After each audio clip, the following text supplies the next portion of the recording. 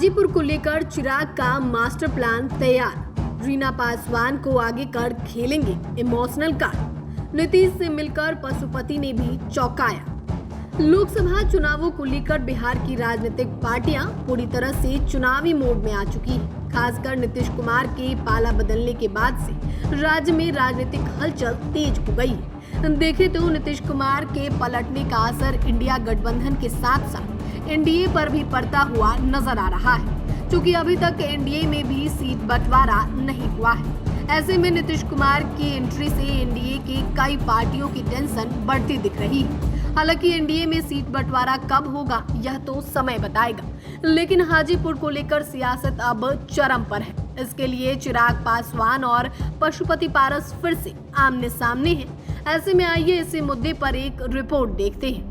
आपको बता दें कि नीतीश कुमार के बीजेपी से मिलने के बाद एनडीए में भी सीट शेयरिंग के मुद्दे पर घमासान देखने को मिल सकता है। जाहिर सी बात है कि जिस तरह से एनडीए में कई दल शामिल हैं, ऐसे में किसके हिस्से कितनी सीटें आती हैं यह देखना दिलचस्प होगा। लेकिन इस वक्त हाजीपुर लोकसभा सीट को लेकर घमासान देखने को मिल रहा है। गौरतलब है कि हाजीपुर को लेकर चिराग पासवान और पशुपति पारस के बीच आए दिन बयानबाजी होती रहती है। वहीं चिराग पासवान ने बीते दिनों हाजीपुर में अपनी मां रीना पासवान के साथ जोरदार शक्ति प्रदर्शन कर लोगों को चौंका दिया था। ऐसा करके उन्होंने कहीं न कहीं यह संकेत दिया था कि इस बार वह अपनी मां को ही अपने पिता के कर्मस्थल से उम्मीदवार बना सकते हैं। जाहिर सी बात है कि अगर रीना पासवान लोजपा रामविलास की तरफ से उम्मीदवार बनती है तो यह चिराग पासवान का सबसे बड़ा दांव समझा जाएगा। वो वैसे भी हाजीपुर की जनता रामविलास पासवान को दिल खोल कर समर्थन करती रही। ऐसे में उनके गुजरने के बाद अगर उनकी पत्नी चुनावी मैदान में उतरती है तो जनता का इनसे भावनात्मक लगाव भी हो सकता है। इसके अलावा चिराग पासवान की भी लोकप्रियता दिन व दिन बढ़ती रही है। इसका प्रमाण यह है कि चिराग पासवान जब भी कहीं रैली या जनसभा करते हैं तो इससे भारी भीड़ उमड़ कर सामने आती है। बीते दिनों हाजीपुर में भी कुछ ऐसा ही नजारा देखने को मिला था। ऐसे में चिराग पासवान हाजीपुर को लेकर कहीं न कहीं पूरी तरह से तैयार नजर आ रहे हैं। दूसरी तरफ पशुपति पारस ने भी एक बार फिर दोहराया है कि हाजीपुर से वो सांसद हैं और आगे भी रहेंगे। इस दौरान उन्होंने चिराग पासवान पर हमला बोलते हुए कहा कि मेरे अंगने में तुम्हारा क्या काम है। वहीं उन्होंने ऐसी किसी संभावना से इनकार कर दिया कि लोजपा के दोनों गुट फिर से एकजुट हो सकते हैं।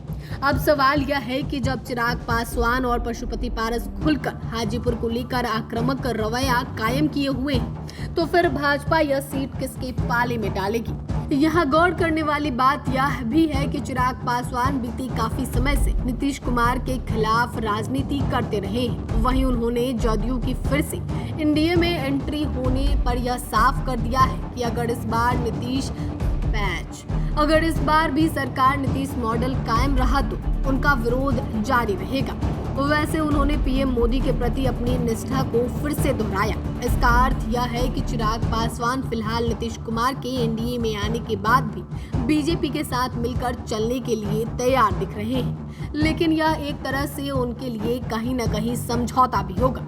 ऐसे में उनके लिए हाजीपुर इस वक्त बड़ा फैक्टर नजर आ रहा है। देखे तो चिराग पासवान जिस तरह से नीतीश कुमार के एनडीए में आने से थोड़े असहज दिख रहे हैं। ऐसे में चर्चा यह है कि अगर बीजेपी ने हाजीपुर को लेकर भी उनके साथ कोई खेल किया तो फिर वो भी कोई बड़ा फैसला लेते नजर आ सकते हैं। यानी कि पशुपति पारस और चिराग पासवान दोनों ही हाजीपुर को लेकर बीजेपी पर दबाव बनाना शुरू कर दिया है।